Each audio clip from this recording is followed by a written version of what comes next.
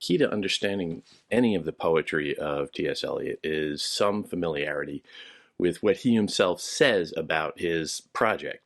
And roughly 2 years before the publication of The Wasteland, he comes out with a book called The Sacred Wood: Essays on Poetry and Criticism. It's a collection of nonfiction works where he analyzes poetry broadly, but within an overall theory of what poetry is and should be. This lays out the prevailing currents of Eliot's creative approach and marks a real foundation as he builds towards his masterpiece. Now, the core essay within this is titled Tradition and the Individual Talent, published in a magazine, The Egoist, about a year or so beforehand in 2 parts. It gets to the heart of Eliot's theory of art generally, and it puts forth a definition, a very Eliotic definition of culture, as submission to broader culture, and that truly great poets are themselves only conduits or catalysts for well-established elements brought into a kind of fresh recognition. The poets themselves, then, are less important than the poetry they produce, and the resulting poetry is immediately a constitutive part of the tradition that generated it. So you can see the shrinking of the poet as a character here. It's no longer the romantic ideal of the poet as a kind of hero, as the Romantics and their followers, the Victorians, would have you believe. The addition of that new element of submission, changes the composition of that culture. But its submission itself is ultimately what confers its power as art. These are difficult concepts to process, but his theory has been called the doctrine of impersonality, a smothering of the person behind the work, a smothering of the work within a broader tradition. And he is seeing this as a kind of, he is seeing this largely as a pushback against all of the currents of aesthetic thought throughout the 19th century. So Eliot is largely looking to erase the criticism of the 1800s and institute a more, what he would view as classicist version of art. Now, he writes throughout this. It's really quite readable in terms of what theory could be. But he writes, "No poet or artist of any art has his complete meaning alone. His significance, his appreciation, is the appreciation of his relation to the dead poets and artists. You cannot value him alone. You must set him, for contrast and comparison, among the dead," which is a bit of a pushback to the idea of revolutionary art generally, the idea of the artist as a prophet ushering in something wholly new. He is saying that there really is nothing wholly new, and you need to put that one voice within the context of the culture itself. Now, he is defining culture very narrowly here. He is dealing almost exclusively with European culture. So you can go crazy, and many critics do, about saying, well, what about this? What about that? Okay, he is limited in this. He is familiar with a remarkable scope of world culture, but he is confining himself, and he is defining himself within the scope of English culture in specific and European culture broadly. He also writes, "What is to be insisted upon is that the poet must develop or procure the consciousness of the past, and that he should continue to develop this consciousness throughout his career. What happens is a continual surrender of himself as he is at the moment to something which is more valuable. The progress of an artist is a continual self-sacrifice, a continual extinction of personality. Here, obviously, you can see where he's going to move a little bit later in his career when he becomes a much more explicitly Christian poet, and the identification with self-sacrifice. Quite frankly, he sees art almost as a process of the artist being nailed to a cross, and that is a bold statement, to be sure. I have tried to point out the importance of the relation of the poem to other poems by other authors, and suggested the conception of poetry as a living whole of the poetry that has ever been written. The other aspect of this impersonal theory of poetry is the relation of the poem to its author. And then he lays out the actual creative process as he sees it for strong poetry, for good poetry, for genuine poetry, as opposed to what he saw as the kind of watered down hack stuff that came throughout the 1800s, particularly among the Romantics and the Victorians. As opposed to immature or weak poets, a strong poet has a mind that is, quote, a more finely perfected medium in which special or very varied feelings are at liberty to enter into new combinations. And here he's entering into a broader conversation of the time, debate of the time, about science, quite frankly, and modeling of art on a kind of scientific praxis.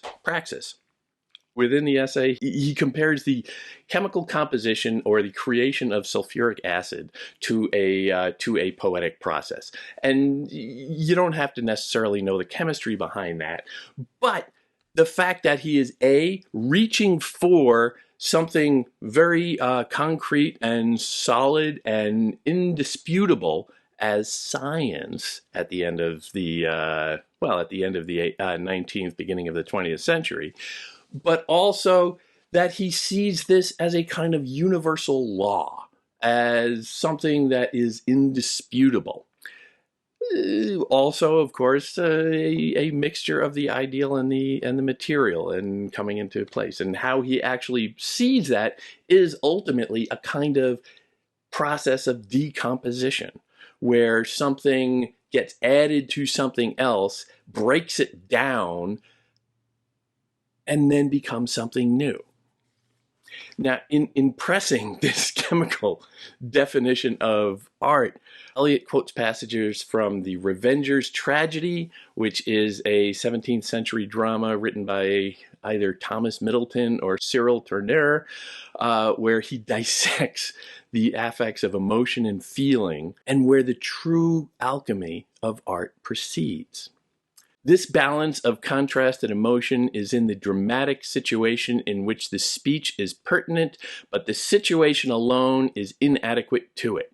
This is, so to speak, the structural emotion provided by the drama, but the whole effect, the dominant tone, is due to the fact that a number of floating feelings having an affinity to this emotion, by no means superficially evident, have combined with it to give us a new art emotion. And you can see here an onus on the reader to perceive these things. It is not always particularly obvious, and it cannot be completely directed by the text itself, by the artist itself. And here he is yielding or pointing to a direction of reception theory here.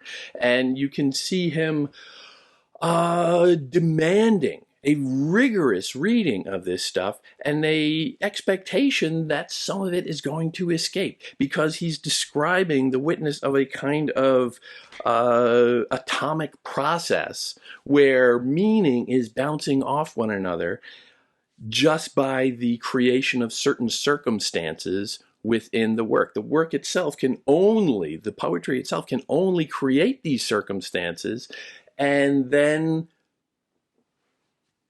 the meanings start to bounce off one another.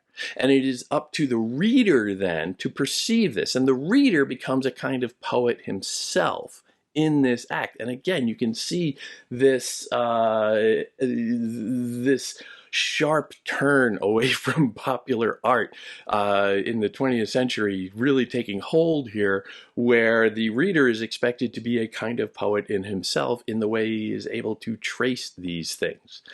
Eliot is pushing back against the amateur reader. He is pushing back against the tradition of poetry that really took root in Wordsworth's definition of emotion recollected in tranquility. The idea that anybody can access it. Anybody who has the power of emotion, which is universal among humanity, anybody can access that if they just sit and allow it to seep in.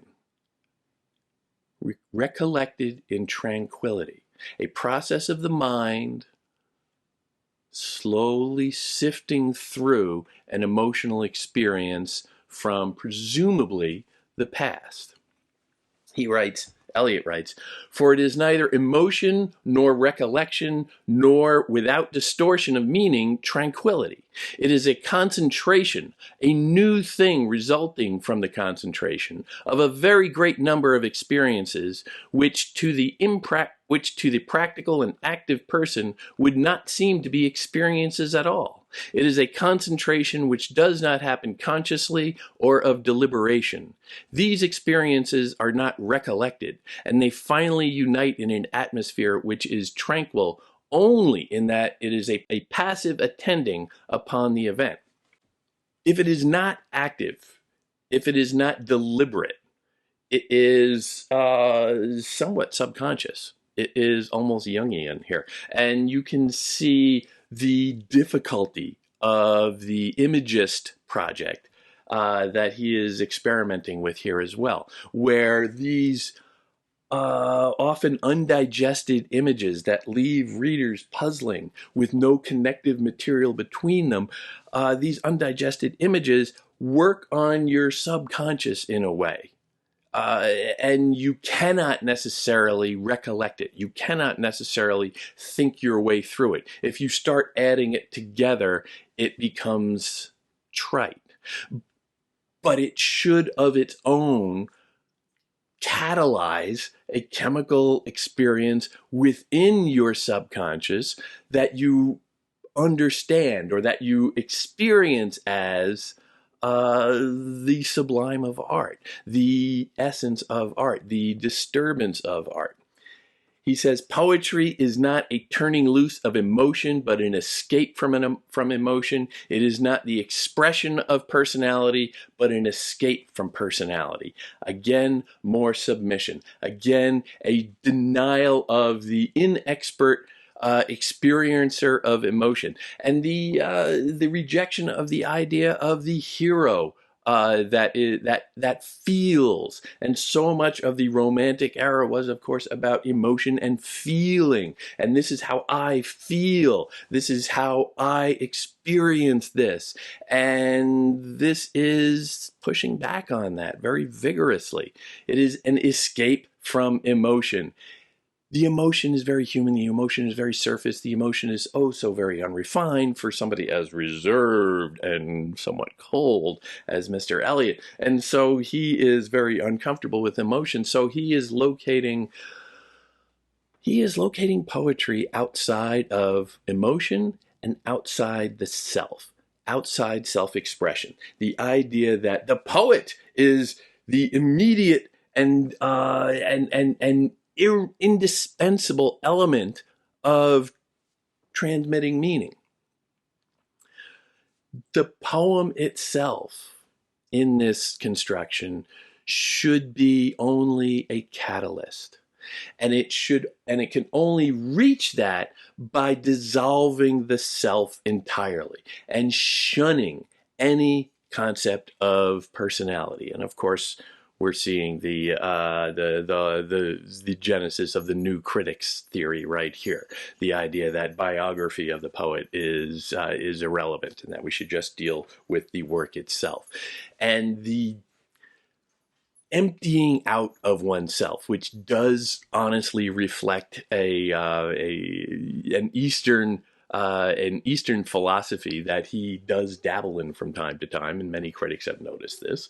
It is a emptying out of the individual personality and emptying out of the ego, so that you become just one element of a larger being, that being understood as culture. And once you do that, you gather strength from that culture by adding to it and distinguishing yourself from it. And remember, once you add yourself to it, once that voice is added to the broader culture, the composition does change. He maintains his basic understanding of chemistry here, and he understands that to be a truly great poet, you can't reject the past. You can't just say the tradition doesn't matter to me. He says that the tradition is always larger than the individual. It's very hard in Western European culture, and particularly here in America, to really get your head wrapped around that idea, because we are so caught up in valorizing the heroic stance of the individual. But this is where he is moving, and it is a deeply conservative position that he is taking. He was a bit of a right-winger generally, a royalist in politics, as he put it. But as a aesthetic mode, as an aesthetic project, it all does make sense. You can disagree with it, but it is part of a broader and very comprehensive theory. Now, this essay, Tradition and the Individual Talent, rejects largely and is in direct conflict with the great man theory of history, which history and culture put forth largely by Thomas Carlyle in the 1840s and carried out and developed throughout the Victorian age. It scorns the image of the prophet or the poet as a prophet, and the idea of the heroic stance of the poet prophet leading boldly into new territory for everybody else to follow. It celebrates the poet instead as a kind of pilgrim who treads a path very well laid out by others and among others, generation after generation, while also insisting on the individual talent's ability to breathe new life into this act that is repetitive. Giving life is ultimately an act of God. So humility, or impersonality, as he puts it, is kind of in the eye of the beholder.